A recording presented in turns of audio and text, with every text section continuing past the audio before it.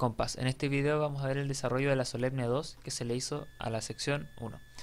En la primera pregunta, lo que les dicen, que tiene en relación a la sección de progresiones, dice: un grupo de sociólogos postula un proyecto para beneficiar a una comunidad con un máximo de 8.500 personas por 10 años.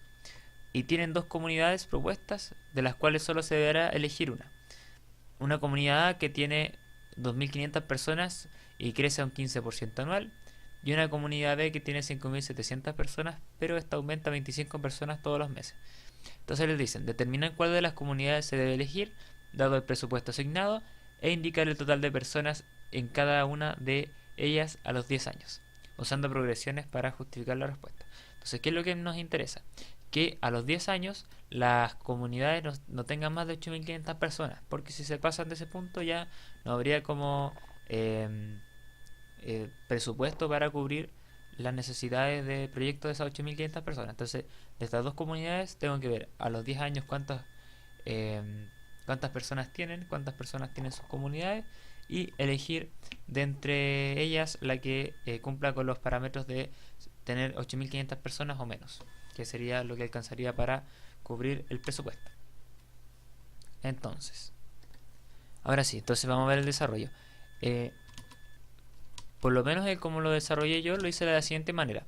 Puse mi primera progresión sería geométrica, ya que me está diciendo que crece a un 15% anual. Por lo tanto, la razón va a ser de 1.15. Acuérdense que cuando estén trabajando les diga crece un tanto porcentaje anual, es al tiro una progresión geométrica. Y en el fondo ustedes, cuando lo expresen como razón, tienen que su número, si es que está en porcentaje, dividirlo por 100, va a quedar 0.15, y posteriormente sumarle 1, para que en el fondo lo que hace ese 1 es que añade este 15% a lo que es el G sub 1. Si fuera 0.15 se calcularía el 15% del G sub 1, entonces en el fondo le iría quitando, iría disminuyendo el número a medida que avanza la progresión. Pero nosotros le ponemos el 1 para que le sume de cierta manera. El 1 es como el neutro, por así decirlo, y hace que se sume la quinceava parte, es decir, el 0,15 o el 15%. Esa es como la idea de dejarlo así. Así que acuérdense, si es que tienen una progresión geométrica que está en porcentaje, la dividen por 100 y le suman 1 para que quede como razón. Entonces, tengo eso postulado para mi progresión geométrica del primer caso, y la segunda sería el primer término de esta progresión sería 5.700. Es una progresión aritmética, ya que tiene una diferencia constante que es de 25 personas mensuales. ¿Qué es lo importante? Si ustedes se dan cuenta, lo que nos interesa es que a los 10 años, en el año número 10, las personas no sean más de 8.500 en específico.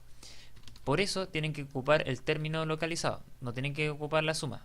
Porque imagínense, no sé, en esta comunidad donde son 5.700 personas, un mes después van a ser 5.725 personas. Pero si nosotros hacemos la sumatoria entre el mes 1 y el mes 2, nos van a dar, no sé, 10.000 o 11.000 algo personas, que no tiene mucho sentido. Estamos sumando personas dos veces. Como que solamente de un mes a otro aumentó en 25 personas. Pero si hacemos la sumatoria entre los dos valores, nos va a doblar o nos va a contar, entre comillas, dos veces las personas. Entonces no es sumatoria lo que tenemos que... O sea, es decir, no es sumatorio lo que tenemos que calcular, la suma de los 10 primeros años, sino más bien... Ahora sí, entonces, la idea no es sumatoria, sino que sacar el término en específico de cuántos habitantes van a haber a los 10 años. Entonces, para eso, sigo haciendo el cálculo. Bueno, aquí puse algunos datos, que el máximo son 8.500 personas y el tiempo son 10 años. Entonces, el caso de la primera comunidad, la que aumenta un 15% anual, quiero calcular a través de mi fórmula de término general cuánta cantidad de personas va a haber a los 10 años. Entonces, G sub 10, es decir, la cantidad de personas a los 10 años va a ser igual al primer término por R elevado a la n menos 1.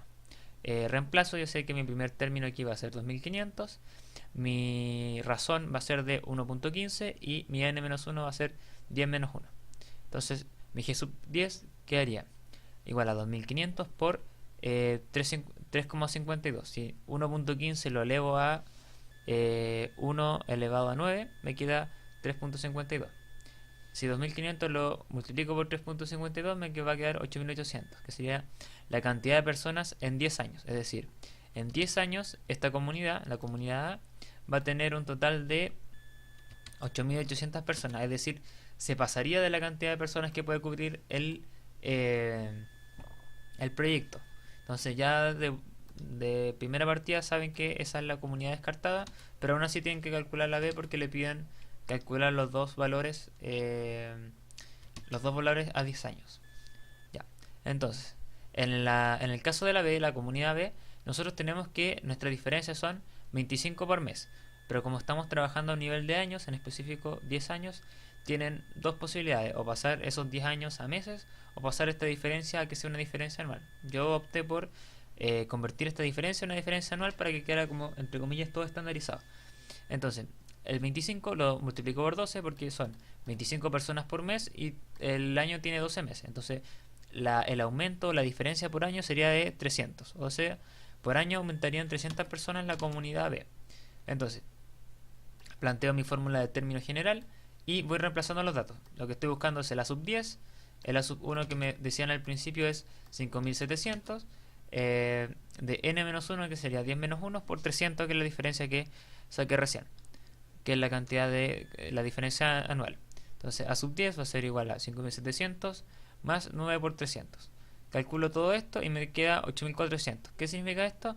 Es la cantidad de personas a los 10 años que va a haber en la comunidad B. Entonces, como a los 10 años van a haber 8400 y se pueden financiar hasta 8500, esta sería la comuna elegida. En la segunda pregunta, que ya tiene que ver con técnicas de conteo y probabilidades, les dicen, de un grupo de senadores, 6 hombres, de un grupo de senadores hay 6 hombres y 10 mujeres. ¿Cuántas comisiones? La primera pregunta es ¿cuántas comisiones de 3 personas se pueden formar? Para eso tienen que usar combinatoria. La combinatoria le dice cuántos subgrupos de cierta cantidad de personas se pueden formar a partir de ciertas condiciones. Entonces, en este caso, aquí le puse la fórmula de sumatoria, que sería C de n hasta k, considerando a n como el total de casos y k el número o la magnitud de los grupos que se quiere formar. En este caso, si son 16 personas, sería 16 arriba, como está acá. Y si quieren formar grupos de A3, se cambia este k por un 3. Entonces, sería C de n sobre k de n factorial dividido en n menos k factorial. O sea, hacen esa resta, después se multiplica, es decir, se convierte en factorial ese número y después se multiplica por el factorial de k. Entonces, realizo los reemplazos. Yo sé que 16 son mi total de personas, que serían los hombres más las mujeres, y se quieren formar grupos de 3. Entonces, arriba me quedaría 16 factorial. Aquí estoy siguiendo la misma lógica de la fórmula. Arriba quedaría 16 factorial dividido en 16 menos 3. Todo eso por factorial de 3. Eso me quedaría igual a 16 factorial dividido en 13 factorial por 3 factorial. Yo todo esto por lo menos como yo lo desarrollo, no los voy ampliando ni los voy cancelando entre ellos, sino que simplemente los calculo los pongo en la calculadora. Pongo 16 factorial dividido en paréntesis 13 factorial por 3 factorial, cierre paréntesis. Ahí así me calcula primero la multiplicación que está abajo y después me lo divide por el número que está arriba. Y me sale 560. Es decir, hay 560 formas distintas de hacer comisiones de 3 personas de un grupo de 16. 6 hombres y 10 mujeres. Pero en el caso de la primera pregunta no distingue entre hombres y mujeres. Así que solamente me dicen cuántos grupos de 3 personas se puede formar de ese total, que sería 16. La segunda ya tiene ciertas condiciones. Nos dice cuántas comisiones de 3 personas se pueden formar, pero con que al menos una sea mujer. Entonces, lo que yo hago, o como yo lo planteé, fue poner la cantidad o el número que representa la cantidad de comisiones de 3 personas que se puede formar en relación a todo el grupo y restarle la cantidad de comisiones que se pueden formar solamente de hombres. La cantidad de comisiones que se pueden formar solamente de hombres son 6 sobre 3, es decir, porque como son 6 hombres, estarían sobre 3, que sería la cantidad de comisiones que se puede formar. ¿Por qué hice esta resta? Porque si piensan, del total de combinaciones que se puede dar para un grupo de 3 en el contexto de armar comisiones entre hombres y mujeres, hay 3 tipos de comisiones que se pueden dar, por así decirlo. Las comisiones mixtas, las comisiones solo de mujeres y las combinaciones solo de hombres. Es decir, las comisiones solo de mujeres, solo de hombres y mixtas. Esas son ya 3 clases. Entonces, si yo a mi total de comisiones que puedo formar le resto las comisiones que se pueden formar solo de hombres, voy a tener comisiones solo de mujeres y mixtas. Y en los dos casos se cumple de que al menos hay una mujer. Entonces, ya sé que la cantidad de comisiones de 3 personas que puedo sacar de un grupo de 16 son 560 y le resto la cantidad de comisiones de 3 personas que se pueden formar solamente de los hombres. Entonces, utilizo la fórmula, me quedaría 6 factorial de 6 menos 3 factorial por 3 factorial. Me quedaría 6 factorial dividido por 3 factorial, 3 factorial. Y desarrollando esto me queda 20. Es decir, hay 20 maneras distintas de las que se pueden ordenar los hombres de un grupo de 6 personas en comisiones de 3. Entonces, ya teniendo estos dos datos, los resto ante sí. 560 le resto 20, que son las comisiones que se pueden formar solo de hombres, y me quedaría 540. ¿Qué significa ese 540? Son 540 comisiones que puedo formar a partir de un grupo de 6 hombres y 10 mujeres que al menos tengan una mujer entre ellos. Finalmente me dicen cuántas comisiones de 2 personas de distinto sexo se podrían formar.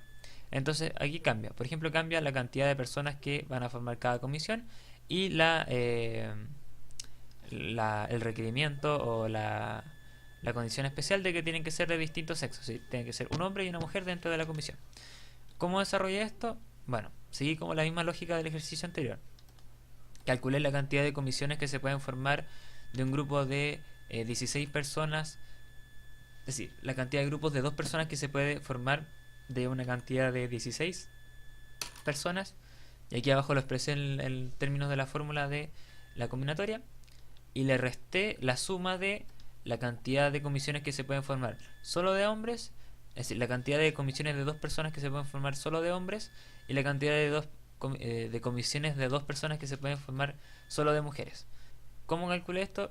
Hice el total sobre comisiones de 2 menos la cantidad de hombres sobre 2, es decir, las comisiones de 2 que se pueden hacer de los hombres, y eso sumado a la cantidad de comisiones que es de las mujeres, que son 10, la cantidad de comisiones que se puede hacer de 2 personas. Entonces, si yo sumo estos dos valores, me va a dar la cantidad de comisiones que son solo de hombres y solo de mujeres. Y a ese total yo se lo resto al total de comisiones, porque como decíamos, las comisiones que se pueden armar son solo de hombres, solo de mujeres o mixtas. Entonces, si le restamos solo las de mujeres y solo las de hombres y solo las de mujeres, vamos a obtener la cantidad de comisiones mixtas que se pueden armar desde un grupo de 6 hombres y 10 mujeres.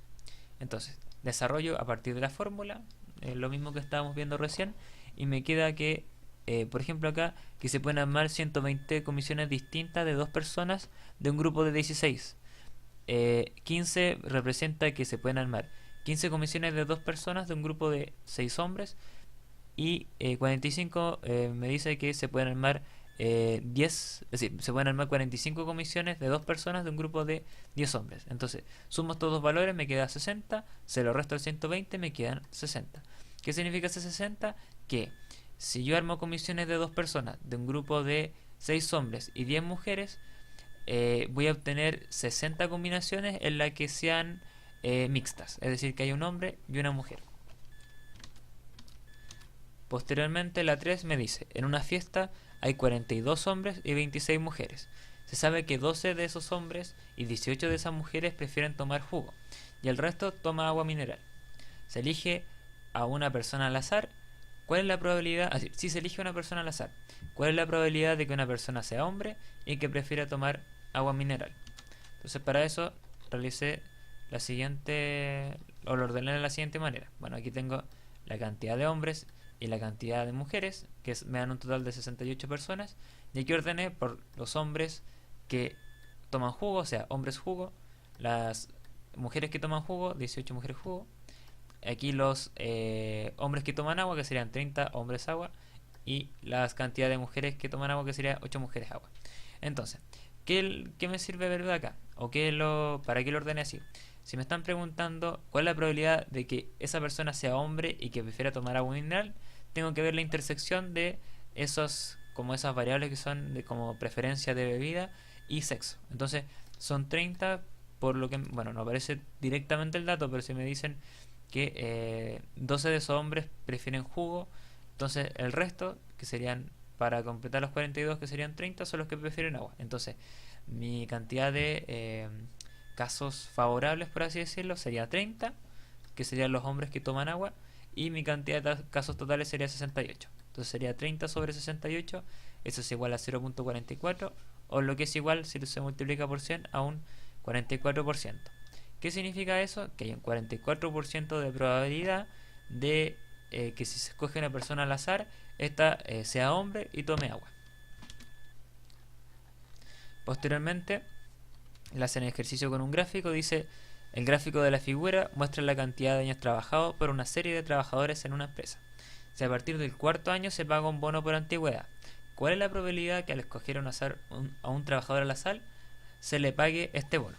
Entonces, ¿qué es lo que tienen que hacer acá? Es observar bien el gráfico, y si se dan cuenta, por ejemplo, 1 no tiene valor, 2, que es la cantidad de años, y bueno, y esa X o su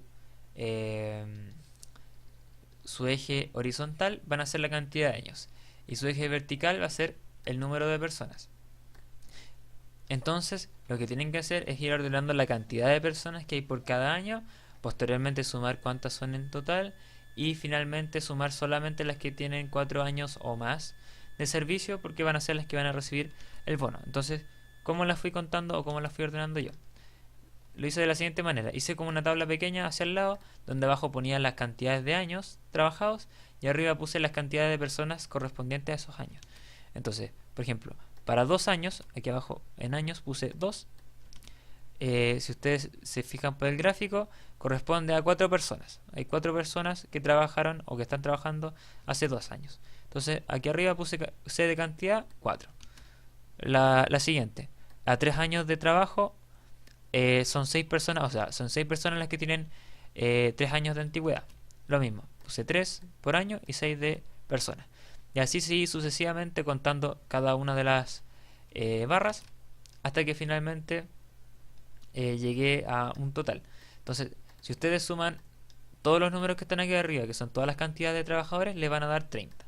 O sea, hay 30 trabajadores especificados dentro de este gráfico. Y los que cumplen la condición de tener 4 años o más de servicio son de aquí a acá. Si ustedes suman 7 más 8 más 3 más 2, les va a dar 20.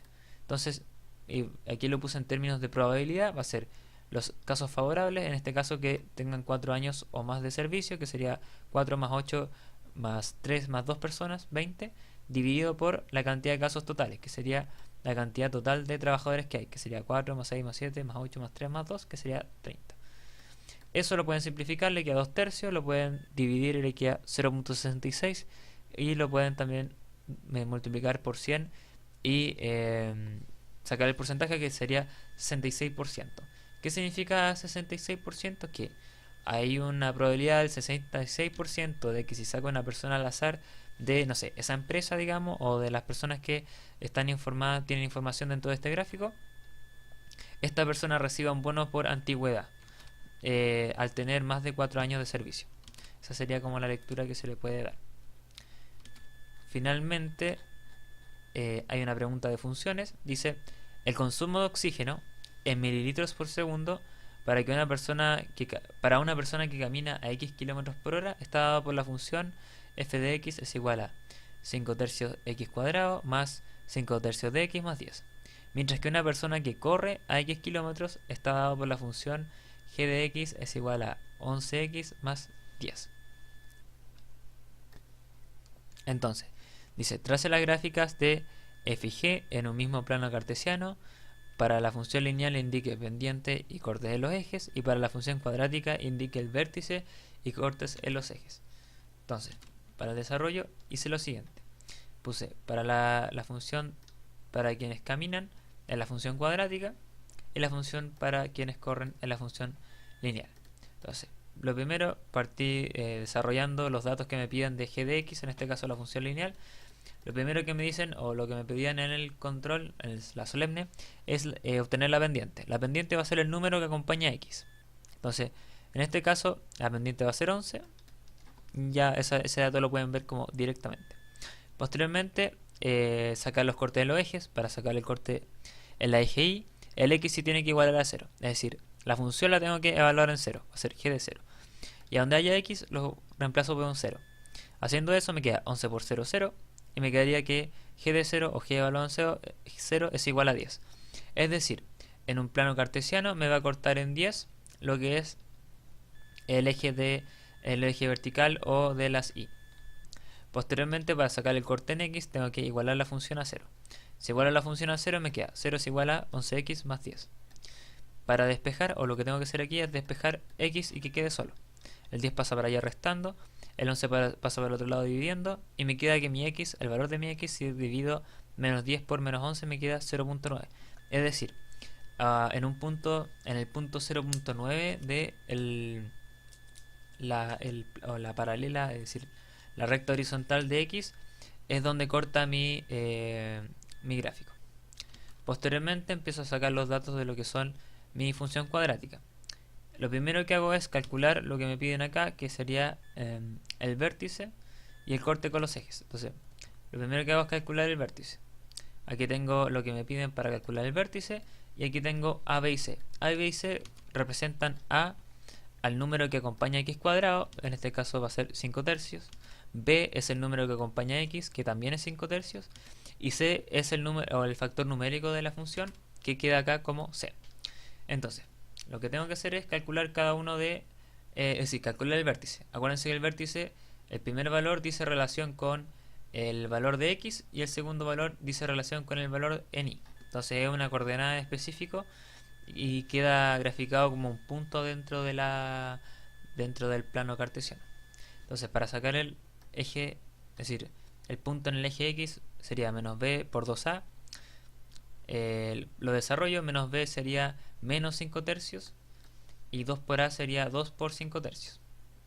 Desarrollo esto, me queda 5 tercios, y menos 5 tercios dividido por 10 tercios. Yo esto que esté acá abajo dividido es lo mismo que lo ponga al lado, con el dividido así como con puntitos. Es lo mismo 5 tercios dividido en 10 tercios que ponerlo así, porque también es 5 tercios dividido en 10 tercios, pero es como más cómodo. Y yo cuando tengo una fracción, es decir, cuando un número cualquiera está siendo dividido por una fracción, es lo mismo que poner el mismo número invertido y multiplicándolo, porque al final una división entre fracciones tiene que multiplicarse cruzado, entonces es lo mismo que invertirlo. Entonces me queda que tengo que multiplicar estas dos fracciones, que recuerdo que son, es decir, hago el apunte que es una multiplicación directa, sería menos 5 por 3 y 3 por 10. Me quedaría menos 15 treintavos, y si resuelvo eso me queda menos 0,5. Es decir, en x, es decir, el vértice, el punto del vértice en la eje de x sería menos 0,5. Posteriormente calculo la otra parte del vértice, que sería el punto en el eje de la y, que sería 4c menos b cuadrado por 4a. Es decir, 4 por a. Entonces sería 4 por 5 tercios por 10 menos 5 tercios al cuadrado dividido por 4 por 5 tercios. Entonces voy desarrollando. Aquí, bueno, paso para el lado la multiplicación y tengo mi resta de fracciones. Aquí le puse un asterisco porque en el fondo me amplié para poder hacer la resta, pero teniendo en cuenta que estaba esto como entre comillas fuera esperando para entrar después dentro del cálculo. Entonces resté estas dos fracciones, por si algo no se acuerda. Hago el apunte aquí como se hacía. Había que sacar el máximo común divisor, en este caso sería 9. Entonces pongo 9, que sería el número en el que caben los dos, por así decirlo. Y la primera fracción habría que ver cuántas veces cabe su denominador en el número. En este caso cabría 2 veces, bueno, 3 veces, y se multiplica por el de arriba. Bueno, como fe de rata, ahora que estaba comentando este ejercicio, me di cuenta que aquí me equivoqué.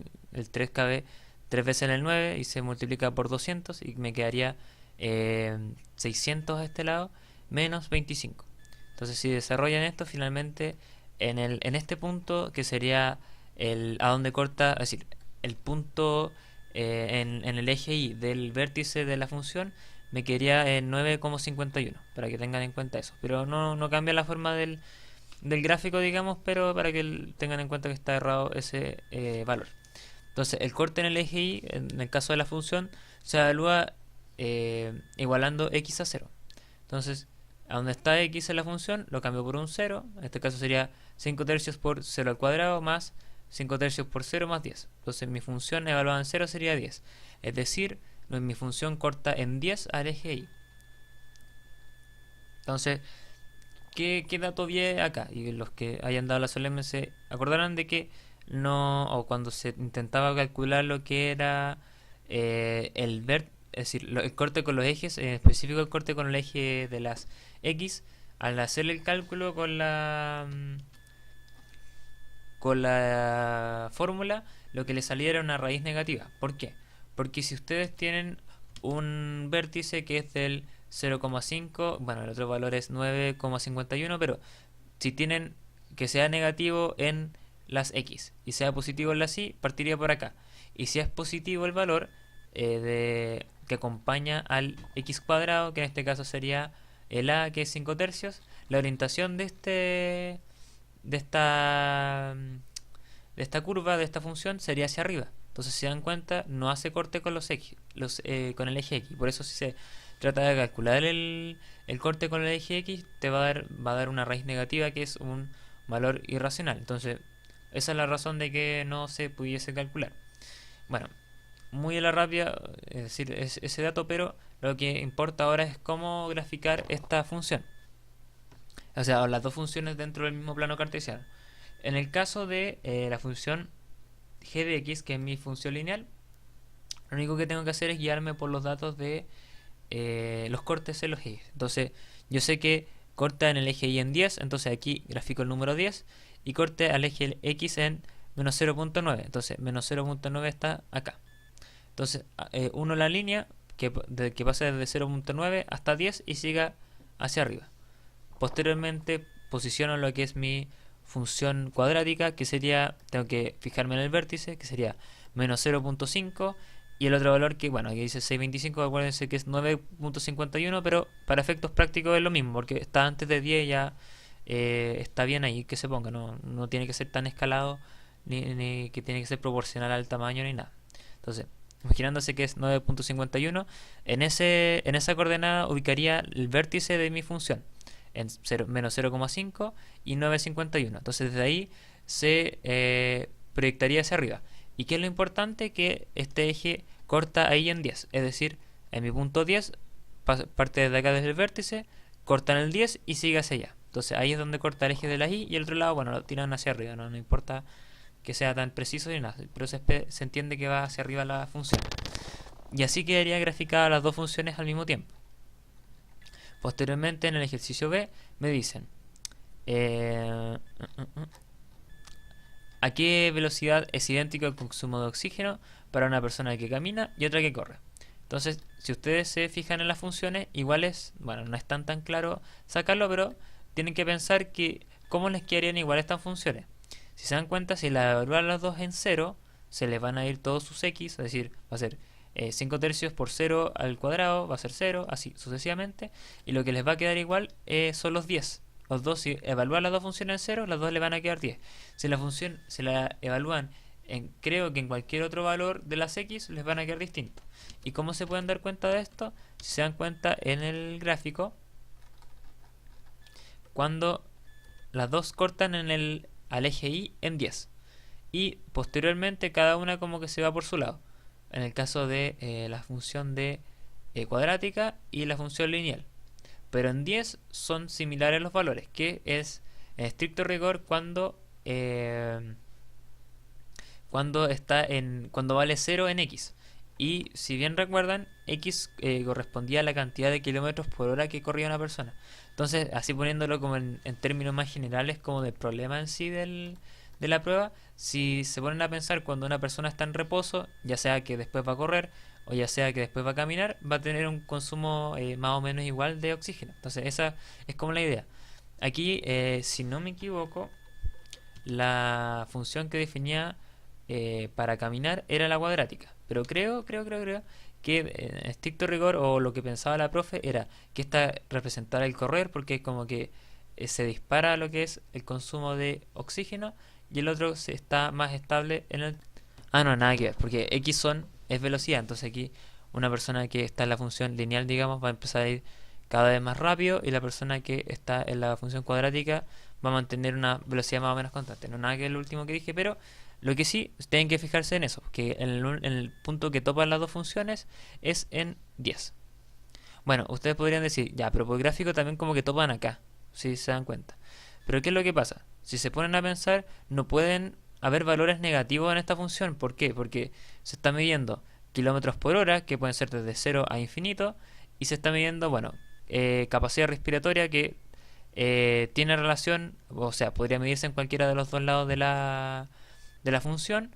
Se espera que sea un valor positivo, pero se tiene que tomar en cuenta también los kilómetros por hora. Entonces, como que en este cuadrante me va a dar valores empíricamente válidos. Los demás son con una parte matemática que no tienen un sustrato empírico, porque no pueden haber, no sé, kilómetros por hora en negativo, por poner un ejemplo. Entonces, bueno, eso sería en relación al consumo idéntico. Al final dice, indique el dominio de las funciones, es decir, indique el dominio de ambas funciones según el contexto. Esto es importante. Eh, por descripción o en términos como conceptuales, el dominio de una función cuadrática y lineal son todos los reales. Dominio es los valores que pueden tomar en el eje de las x. Entonces, si se ponen a pensar, esta recta infinitamente se extiende hacia la izquierda y hacia la derecha. Entonces, en el fondo, va a tener un valor en cada uno de los x. Y en el caso de la función cuadrática, esta función se abre también infinitamente, se va abriendo cada vez menos porque como que empieza a menguar, pero infinitamente va avanzando y en algún punto va a ser infinitamente grande, así que siempre va a seguir como abarcando más números hacia los lados. Entonces también va a tener valores en todos los x. Eso conceptualmente, pero aquí dice indique el dominio de ambas funciones según contexto. Entonces, como les decía recién, no pueden haber velocidades negativas, entonces solamente los valores posibles van a estar en este lado. En ese caso, el dominio según contexto de mi función lineal van a ser todos los reales positivos, es decir, desde el 0, es decir, todos los reales positivos incluyendo el 0. Desde el 0 hasta el infinito se va a extender la cantidad de kilómetros personas, es decir, teóricamente que puede caminar una persona. Obviamente hay un límite, pero en estricto rigor como que hacia allá se apunta de que puedan ser el recorrido en términos generales. Solamente te puede dar términos positivos de velocidad. Y como solamente pueden ser términos positivos de velocidad, también van a ser términos positivos de consumo de oxígeno, que va a ser en el caso de la y, si es que les preguntaran por recorrido. Entonces, el dominio de tanto de mi función lineal como de mi función cuadrática, que sería el brazo que se va hacia acá de la función cuadrática y hacia allá de la lineal, me va a tomar todos los valores de positivos de mi eje de las x. Bueno, y eso sería en relación con la solemne 2 de la sección 1.